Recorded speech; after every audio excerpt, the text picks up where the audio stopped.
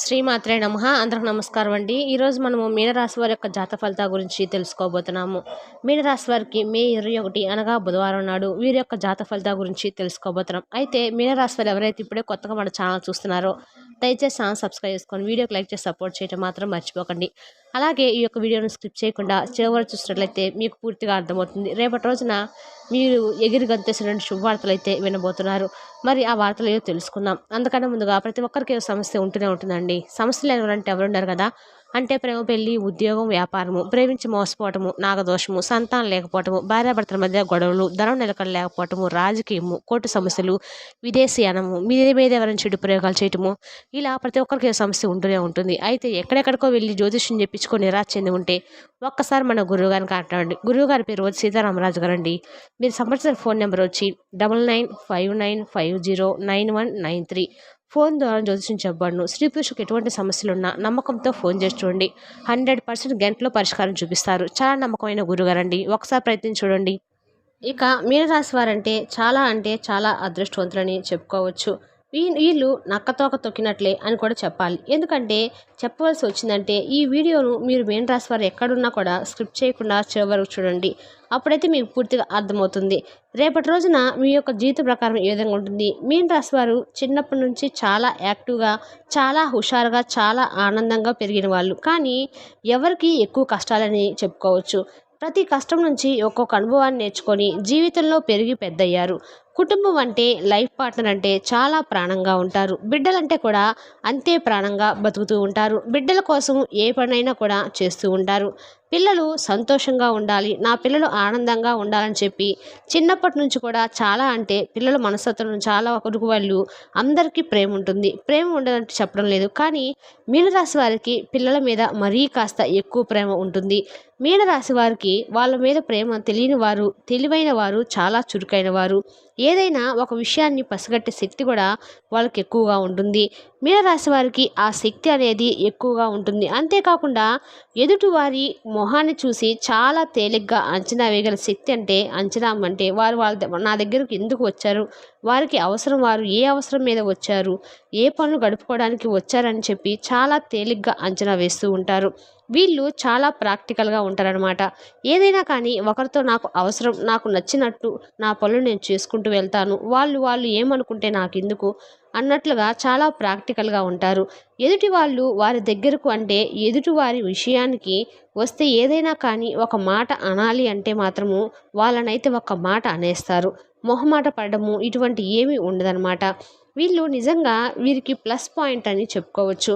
మీనరాశి వారు చాలా కష్టజీవులు.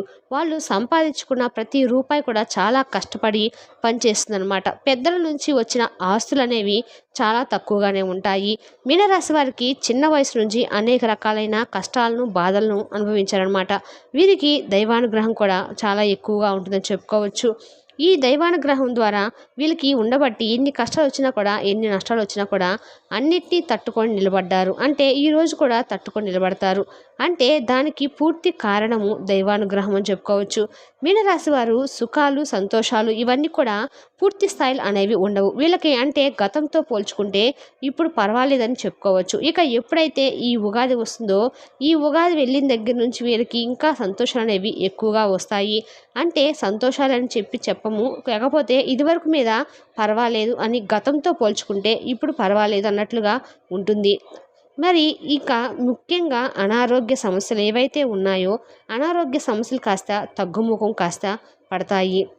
భార్యాభర్తల మధ్య గొడవలు అనేవి తగ్గుముఖం పట్టడము, గతంలో సంతానానికి వీరికి మధ్య ఉన్న గొడవలు అయితే ఉంటాయి. ఆ గొడవల వల్ల కూడా వీరు ఎంతో బాధపడి ఉంటే మానసిక శోభ అయితే అనుభవించారనమాట. ఈ గొడవల వల్ల అవన్నీ కూడా తగ్గుముఖం పడ్డము, ఇవన్నీ కూడా తగ్గడం జరుగుతుంది. వీళ్ళు కాస్తంత మనశ్శాంతిని, కాస్తంత ప్రశాంతత అనేవి ఏర్పడతాయి. ఇక మీనరాశి వారికి ఎంత డబ్బు పిచ్చి అయితే ఇంకా మీనరాశి వారికి డబ్బు పిచ్చి మీద ఉన్నంత డబ్బు పిచ్చి ఎవరికి ఉండదు. ఎక్కువ డబ్బు మీద ఆశ చూపడము, డబ్బు కోసం ఏ పనైనా చేయడం చాలా ఉండరు. వీళ్ళు నా దగ్గర రూ. 10 ఉన్నాయి కదా అని తృప్తిగా ఉంటారు. వీళ్ళు అలా తృప్తిగా ఉండటము ఈ రోజుల్లో చాలా కష్టము. ఎందుకంటే ప్రతి ఒక్క రూపాయిని కూడా చాలామంది జాగ్రత్తగా ఖర్చు చేస్తూ ఉంటారు. రూపాయి వస్తే రూ. 10 ఖర్చు పెట్టడం అట్లా ఉంటారు. కానీ ఈ మీనరాశి వాళ్ళు వచ్చిన దానితోటే చాలా వరకు కూడా తృప్తి చెందుతూ ఉంటారని చెప్పుకోవచ్చు. అలా తృప్తిగా ఉండటం వల్ల ఈ రోజుల్లో చాలా కష్టం. ఎందుకంటే రూ. 10 ఉంటేనే రూ. 100 ఉండాలి అని చెప్పి అనిపిస్తూ ఉంటుంది. 100 ఉంటే రూ. 1000 ఉండాలనిపిస్తుంది. 1000 ఉంటే రూ. 1,00,000 ఉండాలనిపిస్తుంది. ఇప్పటి రోజులైతే మీనరాశి వారికి అలా ఏమీ ఉండదు. ఉన్న రూ. 10తోనే సంతృప్తిగా హ్యాపీగా అయితే బ్రతికేస్తూ ఉంటారు. లక్షాధికారులు కావాలని, కోటీశ్వరులు కావాలని వీరికైతే అస్సలు ఉండదు. డబ్బు మీద ఆశ అనేది వీళ్ళకి ఉండదు. మీనరాశి వారి దగ్గరికి ఎవరినైనా కానీ కష్టమని చెప్పి వచ్చారంటే వారి దగ్గర ఉన్న రూ. 10 కనీసం వారికి ఉంచుకోక కనీసం రూ. 1/2 అయినా కూడా రూపాయి అయినా మీనరాశి వారు ఇచ్చి సహాయం చేస్తారు. అంతేకాకుండా మా మాటలతో ప్రేరేపించడం అని అంటూ ఉంటాం. అలా ఎదుటివారి కష్టాల్లో ఉన్నప్పుడు కానీ, తమ బిడ్డలతో కష్టాల్లో ఉన్నప్పుడు కానీ వారిని మోటివేట్ చేసి చాలా కష్టాల వారికి తీసివేసి వారు ఎక్కువగా యాక్టివ్గా, హుషారుగా, తెలివిగా ఉండటానికి మీనరాశి వారు చాలా కృషి చేస్తారు. మీనరాశి వారు ఇవాల్టి రోజుల్లో వాళ్ళ పిల్లలకు ఏదైనా కష్టం వస్తే ఆ కష్టం చూసి పిల్లలు భయపడుతుంటే అలా భయపడకూడదు అని అందరికీ తల్లులు ఇస్తారు. అందరికీ తండ్రులు కూడా ఇస్తారు కాదనట్లేదు. కానీ వీరికి కొంచెం మోటివేషన్స్ ఎక్కువగా స్పీచ్ ఇస్తూ ఉంటారనమాట. అంటే ఎక్కువ వాళ్ళకి కష్టం అంటే ఇది అందరికీ వస్తుంది, దీన్ని చూసి భయపడాలా, దీన్ని ఎక్కువగా దిగులు పడాలా, ప్రతిదీ తట్టుకొని నిలబడాలి, అలా తట్టుకొని నిలబడితేనే ఈ జీవితంలో ముందుకు సాగాలమని మోటివేషన్స్ చేస్తూ ఉంటారు. వీళ్ళు ప్రతి మాటను కూడా చాలా వరకు మోటివేషన్స్ అనేవి చేస్తూ ఉంటారు. అలా ఎక్కువ స్పీచ్ ఇస్తూ ఉంటారనమాట. అంటే ఎక్కువగా మనోధైర్యాన్ని చెప్తూ ఉంటారు. ఇక కష్టపడి మన కాళ్ళ మీద మనం నిలబడాలి అనుకునే మనస్తత్వం కలిగిన వారని చెప్పుకోవచ్చు. ఇక మీనరాశి వారు స్నేహితులకు ఎక్కువగా విలువైతే ఇస్తూ ఉంటారు. ఆ యొక్క స్నేహితులు ఎవరైతే ఉన్నారో వాళ్ళ ఎక్కువ స్నేహము చిన్నప్పటి నుంచి ఉన్న స్నేహంతోనే కంటిన్యూ చేస్తూ వస్తారు. కొత్త స్నేహితులంటే మనం కొత్త వాళ్ళతో స్నేహం చేయాలా అనుకోరు. కాకపోతే ఎదుటివారిని చాలా తేలిగ్గా పరిచయం చేసుకుంటూ ఉంటారు. అంటే మొహమాట పడ్డము, సిగ్గుపడ్డము, అయ్యో కొత్త వాళ్ళతో మనం మాట్లాడము ఎందుకు అట్లా అనుకోరు. వీళ్ళు ఎదుటివారితో చాలా ఈజీగా కలిసిపోతూ ఉంటారని చెప్పుకోవచ్చు. మంచి మాటకారి. కాసేపు మీనరాశి వారితో మాట్లాడితే చాలు వారితో ఇంకాస్త మాట్లాడాలనిపిస్తూ ఉంటుంది. కొత్త పరిచయాలను చేసుకుంటూ ఉంటారు. కొత్త వారితో మాట్లాడుతూ ఉంటారు. అంటే బిడియము, సిగ్గు, బెరుగుతనం అనేవి వీళ్ళకి అస్సలు ఉండవు. కాబట్టి ఈ మీనరాశి వారు చిన్నప్పటి నుంచి ఉన్న స్నేహానికి కూడా చాలా ఎక్కువ విలువ ఇస్తారని చెప్పుకోవచ్చు. మంచి స్నేహాన్ని గౌరవిస్తారు. ఏదైనా కానీ ఒక విషయానికి 1-10 సార్లు ఆలోచించే శక్తి మీనరాశి వారికి ఉంటుందని చెప్పుకోవచ్చు. కానీ ఏదైనా పని చేసే ముందు ఇది ఎంతవరకు కరెక్టా, ఎంతవరకు చేయొచ్చు, ఎంతవరకు చేయకూడదు అని ఒక పని ఎస్టిమేషన్ అయితే చేసుకుంటూ ఉంటారు. ఏమైనా నష్టం వస్తుందనేది కూడా వీళ్ళు లాభమా నష్టం అనేది కూడా ఒక ఎస్టిమేషన్ చేసుకొని 1-10 సార్లు ఆలోచించి మరి ఆ పనిని అయితే స్టార్ట్ చేస్తారని కూడా మనం చెప్పుకోవచ్చు. ఏదైనా ఒక పనిలోని దిగినప్పుడు ఆ పనిని 100% సక్సెస్ అవుతాయే వరకు వీరి యొక్క కృషి ఉంటుందని చెప్పుకోవచ్చు. కాకపోతే మీనరాశి వారికి ఉన్న ఒకే ఒక్క మైనస్ పాయింట్ ఏంటంటే కనుక నా అనుకున్న వాళ్ళ చేతిలోనే ఎక్కువగా మోసపోతూ ఉంటారని చెప్పుకోవచ్చు. నా అనుకున్న వాళ్ళు వీరి దగ్గరికి డబ్బు ఉన్నప్పుడు వీరి మాట వీరితో మాట్లాడి తీరా వారి దగ్గర డబ్బు అంతా కూడా పూర్తయిన తర్వాత వీరిని కూరలో కరివేపాకు మళ్ళీ తీసేసి పక్కన పడేస్తూ ఉంటారు. కానీ ఈ మీనరాశి వారికి ఉన్న ఈ మైనస్ పాయింట్ వల్లే వీళ్ళు ఎంత నాశనమైన కారణం కూడా వీళ్ళు అవుతారు. కాబట్టి ఎప్పటి నుంచైనా సరే తెలుసుకున్న విషయం ఏంటంటే ఎవరిని కూడా అతిగా నమ్మకండి.